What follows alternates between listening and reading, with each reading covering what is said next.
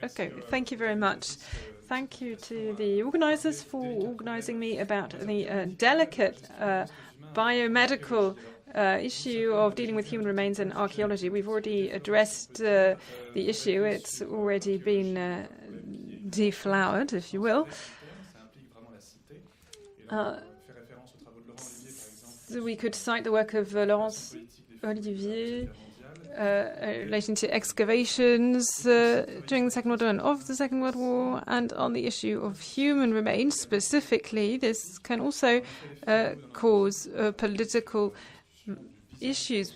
We worked on the face of Robespierre and his funeral mask. We were attacked by the extreme left, who accused us of bourgeois feudalism at the time. End of citation. This brought back to the fore the disputes between those of Orléans and the Bourbons. So, from a philosophical and medical point of view, I would like to look at the specific problems that are raised and potential solutions. So, just to set a bit of context, we've had a look at the legal aspects, but we should not exclude philosophy and the practical aspects. Descartes describes people as a human machine. Cartesianism is still with us. There is a return of religion. Some people would say fanaticism. But at any rate, when we talk about dead bodies, we're talking about a broken machine, a broken doll that we have stopped playing with, that becomes a material that is still to be respected because it was created in the authority of a divinity, but at any rate it commands less respect than a human. Saint Augustine, father of the church, or a philosopher, depending on your particular conviction in this area. He gives us a very interesting conclusion. It doesn't matter whether we are fragmented and scattered around the world, but for resurrection, for those who believe in this, the bodies will be reconstituted. This is a very interesting text for you and for myself as an archaeologist, and also for doctors. We don't have this continual fear, this doubt relating to alteration of the human envelope, the human body, because it will be restored to its full integrity during resurrection. Also, for similarly for rebirth, if you die when you're 80, you will be reborn in your youth. This is what he defends in the City of God. And the Pontifical Academy of Sciences, Historical Sciences, for them this is a reference, because this relates to embalmment, autopsies, and also excavations under the authority of the church, and also to anthropological collections. So this is even better than a decree, a legal decree for them. So there's this idea of a human machine, a broken Barbie doll from Descartes and from So a machine that is to be respected, but not as much as a living person, so we can still do certain things to it. And then for Saint Augustine, nothing that is human should be not respected. And so why am I mentioning this now? Well, these are two influences that are still extremely important, still very influential. As regards autopsies, French law has only started looking at this for the last 30 years. Prior to this, that there was nothing about this. They were interested in the content, but not the container, if you will.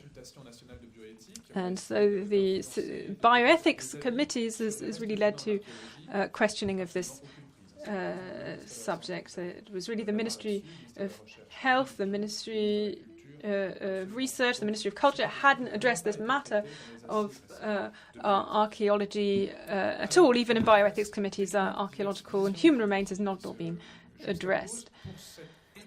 So for this study of skeletal remains in archaeology, which are really autopsies, the INRAP, and when they work on human remains, they are carrying out autopsies. They're not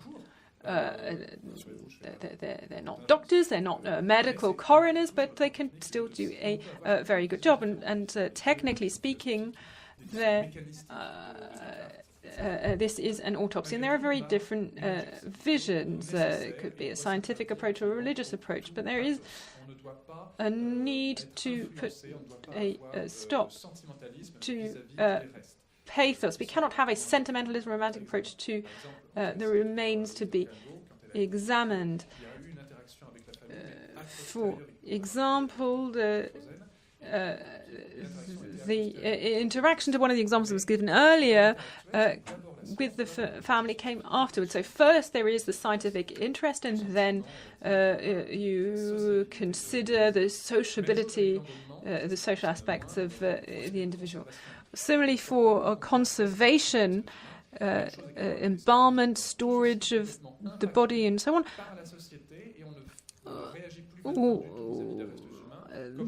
we do not react, we do not treat the human bodies in the same way as we did 50 years ago. We're a lot more sensitive now. It's very much à la mode to cite Paul Ricoeur, this awareness in society of human remains, as we've said. This is changed over time, and this is what Paul Ricoeur calls translation. Is this enough? Clearly not. We're dealing with errors that have been committed in archaeology, either by ourselves or by our antecedents. There are errors. So remains, bones that are held in plastic bags by a museum. I won't tell you which one for diplomatic reasons in the maritime area, so you have a little idea. I've seen basically these were held in freezer bags. These were from excavations in the 1970s. These were never cleaned. They were pulled out of the earth.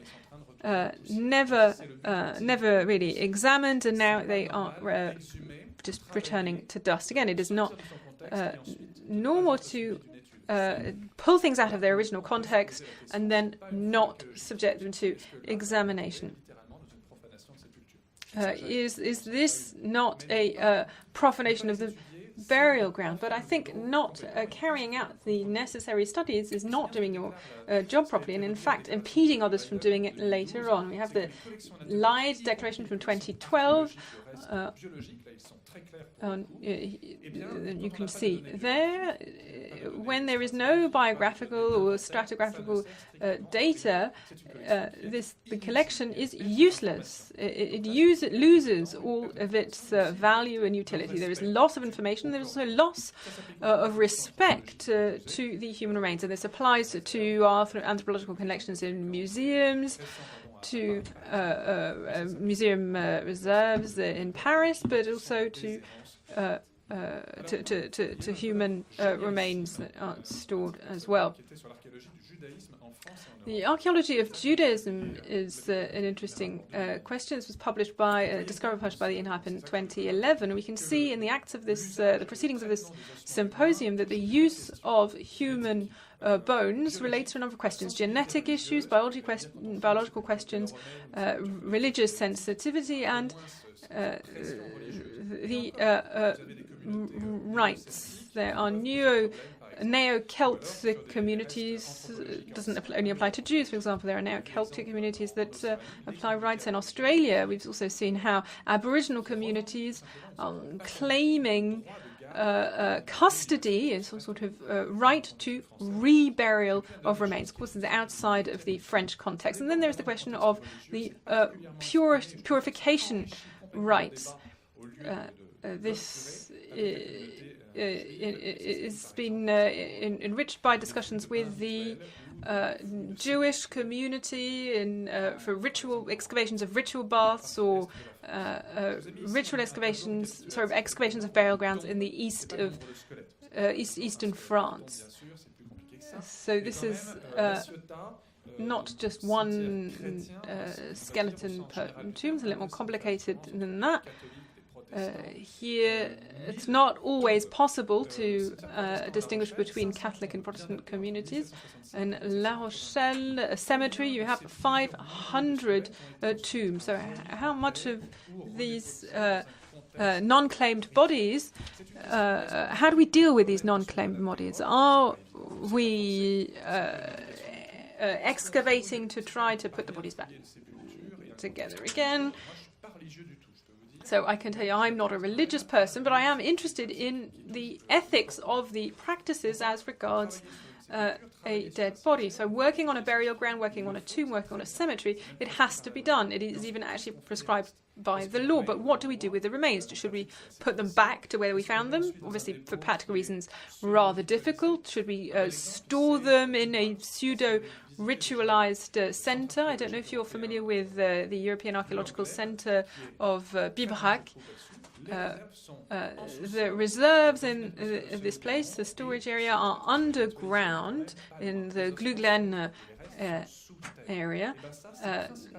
This is largely underground. This is essentially what most of the religious communities that I have been in contact with for my thesis on ethics, that this is their request is that they be replaced underground. No particular ceremony necessarily, but just that they need to be placed underground. So they need to be accessible. I think this is a very good solution. They need to be accessible to researchers and underground. Let me just remind you that we are also, at this present moment, underground.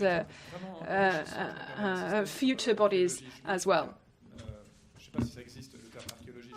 I don't know if we could talk about Jewish archaeology, but at any rate, archaeology of Jewish structures is perhaps less open to inaccurate interpretation. But I think there have been a number of issues, political issues. They were reburied several hundred kilometers away from the original burial grounds that the excavations were made, and they were actually banned, prevented from working on the bodies themselves. Sometimes actually the artifacts. It became a strict taboo, and this obviously posed a problem. Then there are declarations. The Barcelona Declaration says that the future position of human remains excavated must be discussed, so that all parties. By all parties in accordance with the laws in place. So this is impossible, really, to discuss and take into account all parties, the conviction of all relevant parties. Now, before we get to the Musée de l'Homme, we walked on the bones of Magdalena back in the 1950s. They were missing bones, and again, with these kinds of situations, I think this is no longer the case. We are no longer in a period where there is a lack of traceability, because people take a part of a skeleton with them somewhere and then it gets lost along the way. That can no longer happen in this day and age. Just a little aside to another context, Lapland. Life is a sort of soft paste that covers skeletons. For them, the soul is held within the bones of the skeleton. So for them, respect is due to the bones, but not to the flesh. So the earth in the burial site sort of replaces the flesh in the body, if you will.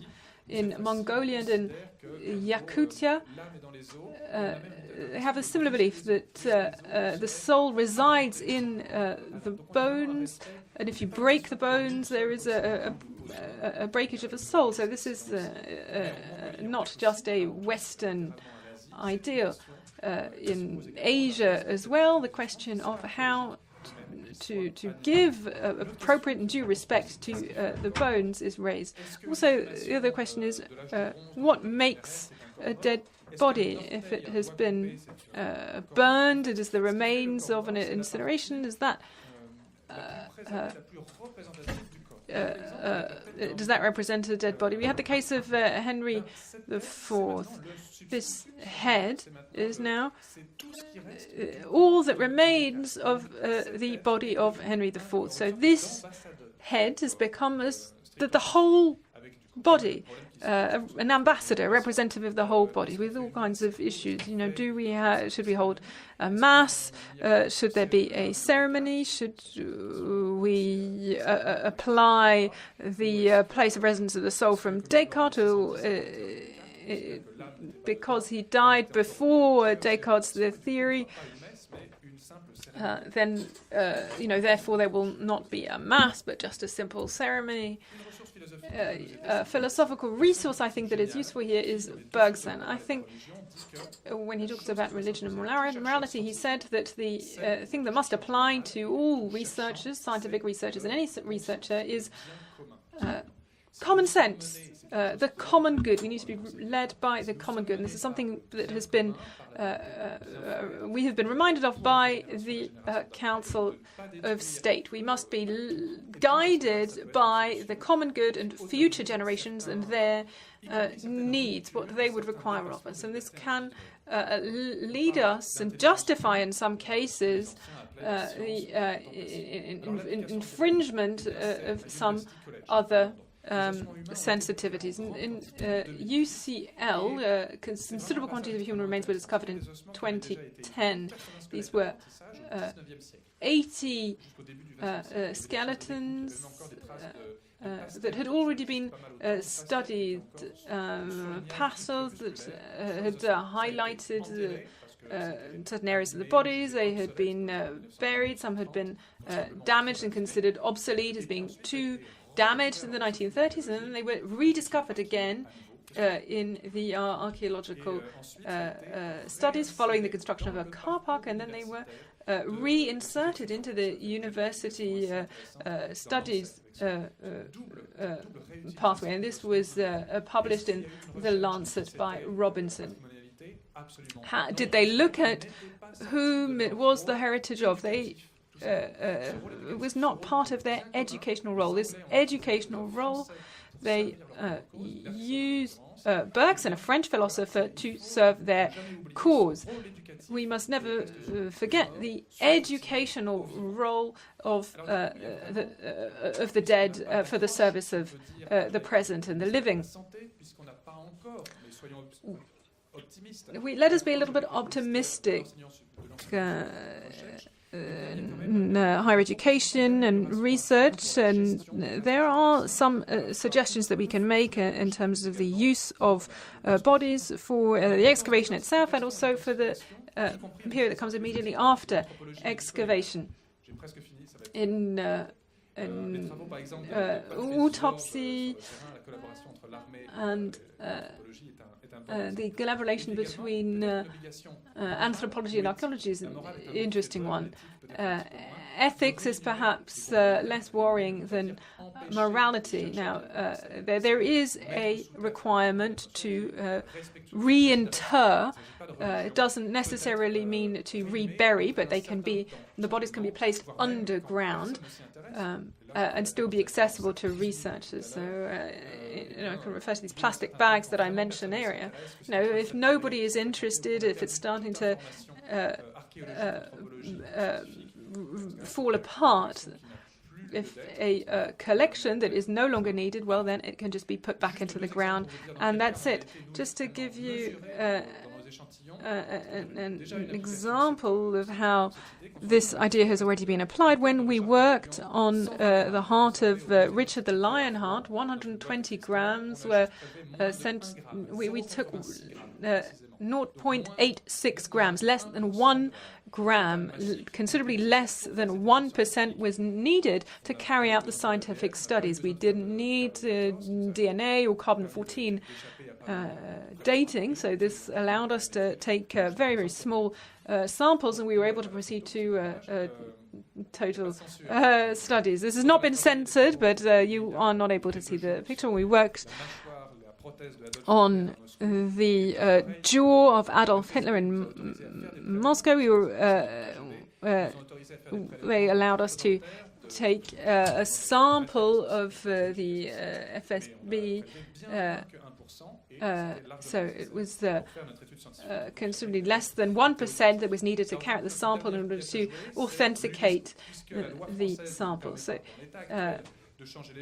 are there UNESCO recommendations? The French law doesn't allow us to really change things, even though there are draft laws that are being proposed. Here is one draft law that has been proposed that we are trying to take to UNESCO to try and get their opinion. And I think this is a very important point. So the state is the guarantor of respect of the final will of the deceased. All human remains conserved in institutions without express wishes should abide by the express wishes of the deceased. So sometimes this is very difficult when the remains are very ancient. So all remains must be reinterred, as you can see here in the citation. Paleontological remains are not concerned. Relics are not concerned, otherwise we would have to empty the churches, and those subject to forensic studies are not concerned. These are accepted. So it's not about reinterring them. So in the strict sense of the term, not re-burial, but putting them back in the ground to try and aesthetically, in the very basic sense, recover this idea that they are underground. Thank you very much. Oui, il fonctionne ou pas là? Oui. Si ça marche pas, je continue. Non, non, alors il va marcher. Pardon. Je vais appeler Agnès, qu'elle revienne à la table. Vous avez fait le même temps tous les deux, comme quoi, les médecins, les juristes, tout ça. Alors finalement, alors juste une petite, le temps que tout le monde s'installe, et une petite, j'ai pas voulu être très longue, parce que trop longue tout à l'heure, j'ai une capacité à être bavarde qui est illimitée. On pourrait peut-être faire un concours, ouais.